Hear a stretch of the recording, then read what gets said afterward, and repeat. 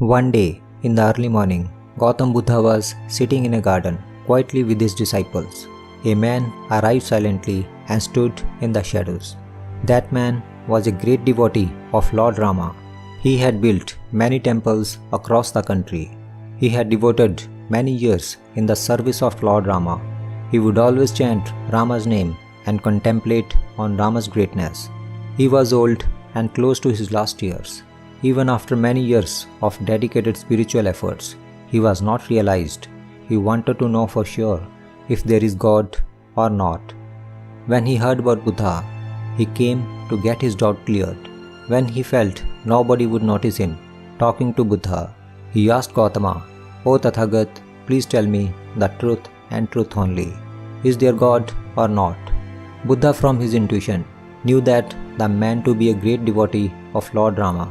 He looked at the man with seriousness and said, "No, my friend, there is no God." The man was shocked. Whole of his life he had been believing God, but now Buddha said, "There is no God." Buddha's words were final for him. With many questions in his mind, he went away from there. When it was getting late in the evening, and once again Buddha was sitting with his disciples in a garden, there came a man who was a materialist, who had been an atheist all his life. He had convinced thousands of people that there is no God at all. He used to go to the priests and scholars and defeat them in the argument about God. He too was getting old, and little suspicion arose in his mind. He thought, "What if there is God? Is not it waste of my life to spread the no God message if there is God?" He was eaten by his doubt. He finally decided to know the truth and sought the enlightened one. He slowly came up to where Buddha was sitting and asked him, "They say that you are enlightened. Please tell me if there is God or not." Buddha knew that the man is atheist, and he said with firm voice and firm conviction, "Yes, my friend, there is God." The man was also shocked. He had been an atheist all his life, but now Buddha had answered against his assumption. He had faith in Buddha. With many questions in his mind, he also went away from there.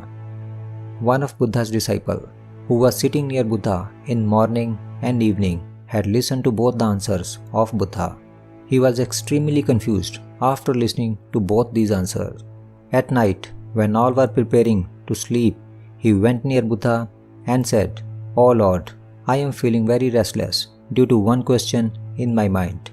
In morning, you told one person that there is no God, and in evening you told one person that there is God. Please tell me, what is the truth? Is there God or not? Kindly reply, else I shall not be able to sleep tonight."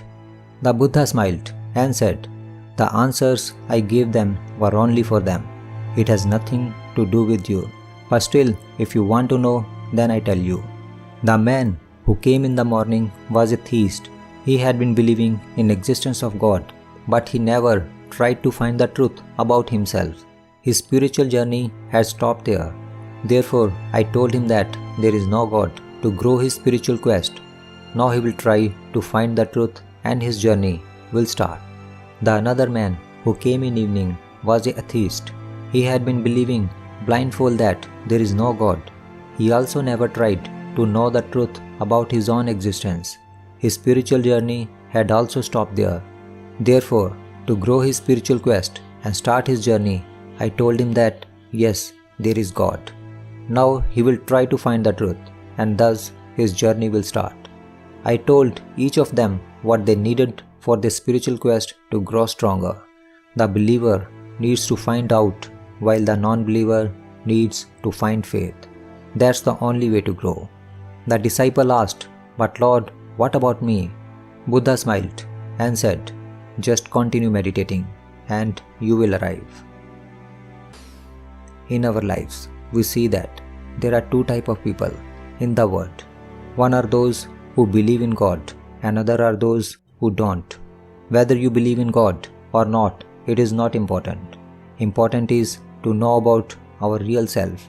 Important is that one needs to realize the truth within himself. Ultimately, how far we reach will depend on how badly we want to achieve the goal.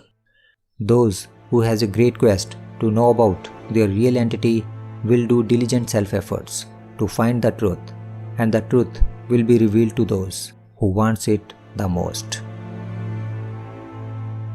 This is Words of Wisdom, Inspirational Stories. Thanks for watching.